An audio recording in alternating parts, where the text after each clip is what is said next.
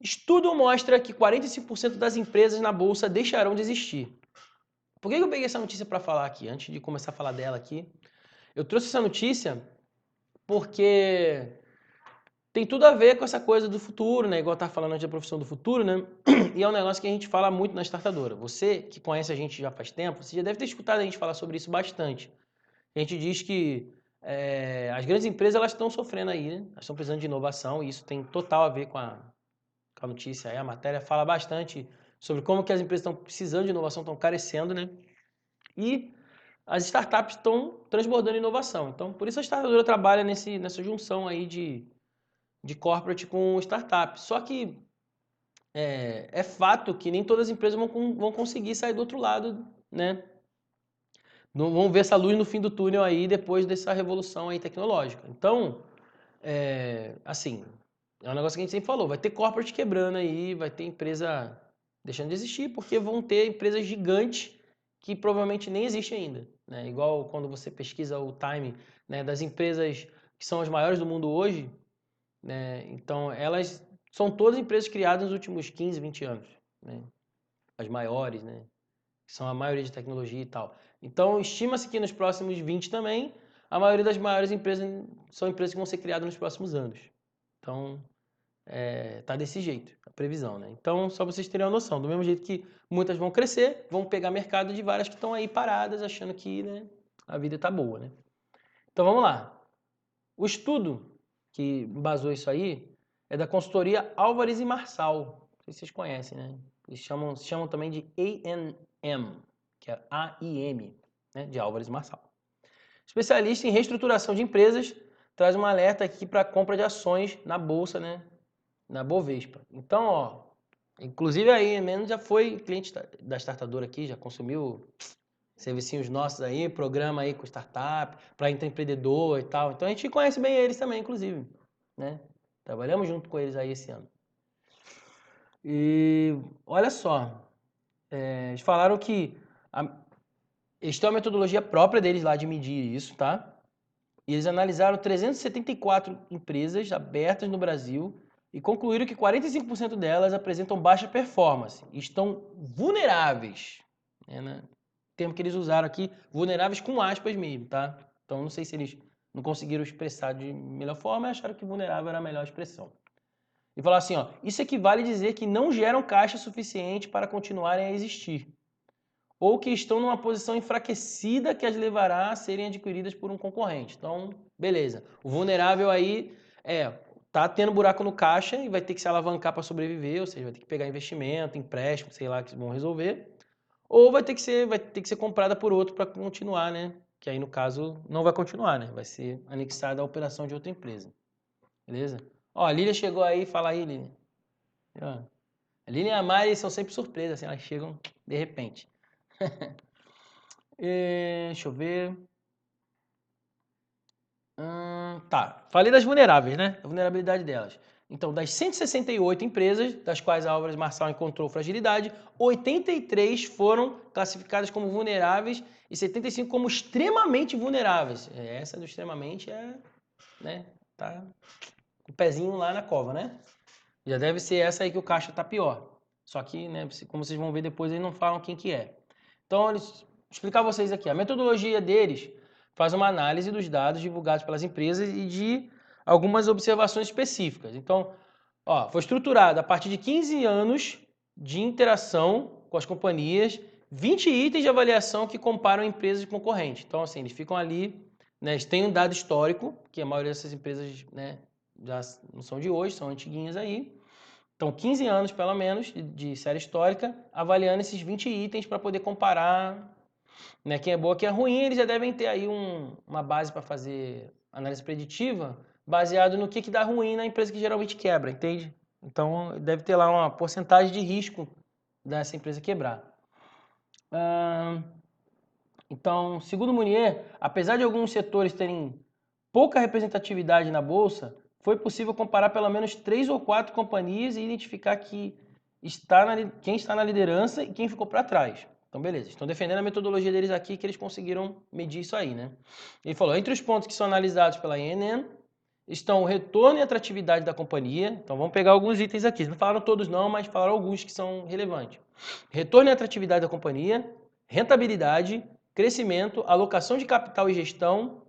Então são aqui 4 itens que eles destacaram. No Brasil, um ponto que acabou sendo fundamental foi a métrica volatilidade, previsibilidade e confiabilidade dos negócios. Então aí temos aí já uns 7 itens, né? Esses 20. Então eles falaram que foi necessário, por conta da volatilidade atribuída a ações da empresa, né? Então dá aquela oscilada, né? Lembrando que como está em bolsa, né? São tudo empresa com ações e tal, né? Não é startup isso aqui, tá? É corporate. Então foram envolvidos em investigação da Polícia Federal no caso da Lava Jato. Então isso aí influenciou, né? Mais do que nos outros países, né? Porque deve ter ali uma série histórica e dos últimos anos aí oscilou bastante a vulnerabilidade aí das empresas que estiveram envolvidas. Então essas aí são colocadas em risco mais alto. Então, segundo ele, a ideia de olhar para o Brasil, né, que nasceu na preocupação com o fato de, após 5 anos de crise, a economia brasileira não ter voltado a crescer com força, então isso aí deixou uma galera preocupada. E eu vou ler a frase dele aqui exatamente como ele falou. Ele falou assim, ó: além disso, nós estamos enxergando nas companhias brasileiras as mudanças que esperávamos que fossem acontecer. Notamos muita passividade. Então, não senti muita firmeza não. Achou que não cresceu o quanto deveria, né? Deixa eu ver aqui o que vocês estão falando no chat. A Mari falou aqui, ó: as empresas centenárias hoje possivelmente não existirão muito em breve. E teremos novas que serão substituídas. Pois é isso que vai acontecer mesmo. Teremos novas que irão substituir. É isso. Né? Elas vão entrar no lugar das veiacas aí que não querem andar, né? Faz parte. Sempre foi assim.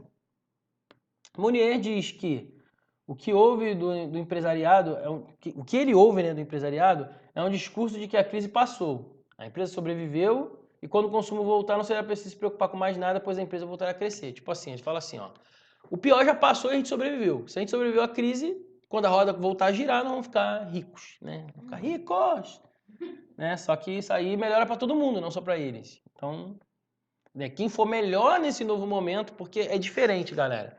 Isso aí é até uma outra coisa que pode ser um outro assunto da gente falar no outro dia. Da gente comparar como é a concorrência em tempos de crise e como é a concorrência em tempo de prosperidade. É completamente diferente. A régua é muito mais alta no tempo de prosperidade. No tempo de crise é encontrar saída que seja muito alternativa. Mas no tempo de prosperidade é produtividade, é diferencial, é um monte de coisa. Porque se o cliente tem dinheiro para comprar e escolhe comprar do concorrente, dá um buraco no caixa da empresa gigantesco. Então não é um negócio tranquilo assim, melhorou a crise e vai ter cliente para todo mundo. Não exatamente, né? Depende de como é que é essa concorrência desse setor aí, né? Então é um outro assunto que a gente pode falar no outro dia melhor, mas já deixei aqui um spoilerzinho, porque é bem diferente concorrência, né? Quando as coisas estão bem, não é tão bom necessariamente para uma empresa grande. E fala aqui, ó: com esse pensamento ele acredita que empresários e executivos deixaram de tirar lições do que houve nos últimos anos. Alguns deles, ele acredita, devem tentar vender as empresas quando a economia voltar, por conta dos traumas da crise. Então, né, ele já acha que os caras estão se garantindo em conseguir vender a empresa. O que não necessariamente é ruim, mas também não necessariamente bom, né? Porque é aquele negócio, né? Quando você vende porque você quer, porque a estratégia foi vender, ou porque você consegue agregar valor para uma outra empresa, é uma coisa. Mas se você vende porque você não consegue sustentar a operação, pode ser que a empresa que ia te comprar, ela ache caro você. E aí ela não faça a compra, e aí as coisas ficam complicadas, né? Seguindo aqui. Mas como ele não arrumar a casa, essas negociações serão difíceis. Foi o que eu falei aqui, né? O comprador acha caro se ele pegar uma empresa que não tá legal, né? Tem que fazer sentido, valer muito a pena. Eu lembro que eu falei aqui do lance da Magazine Luiza, quando eles compraram Qual é o nome da empresa? Magazine Luiza comprou a Netshoes.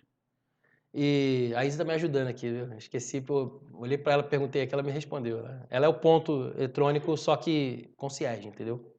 Ela foi e falou aqui, Netshoes. A gente falou na outra live, se você não viu ainda, depois pega e assista.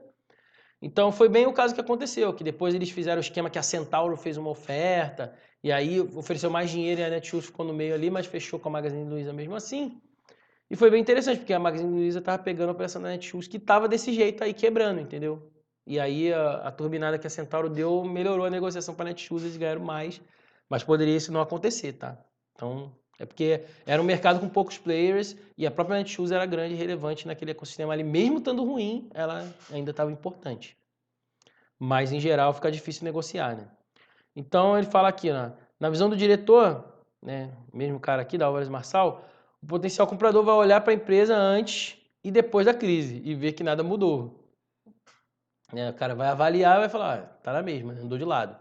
Por isso mesmo, o ativo se depreciou, perdeu valor. A empresa cortou o investimento, perdeu o valor intrínseco. Aí ele fala assim, ó, a negociação de preço vai acabar gerando novos traumas nas empresas familiares. Então aí, ó, a empresa familiar já fica esperta aí, né? Então se você de empresa familiar está assistindo aqui, você precisa se chama inovação aí para dar um diferencial nessa venda aí. Isso é o que o comprador quer ver, né? Então ele fala aqui de uma outra coisa que da inovação não é só para startup, né? Que é um negócio que a gente vê o tempo inteiro, né? Se fala nas startups sobre inovação, mas como que é a inovação corporativa, por assim dizer, né? Então ele fala assim, ó, o tempo todo hoje só se fala em inovação em startup, mas não vejo as empresas tentando inovar dentro de seus próprios negócios. Elas não perceberam que investir em inovação não é lançar uma fintech ou criar uma incubadora, afirma o Munier aqui.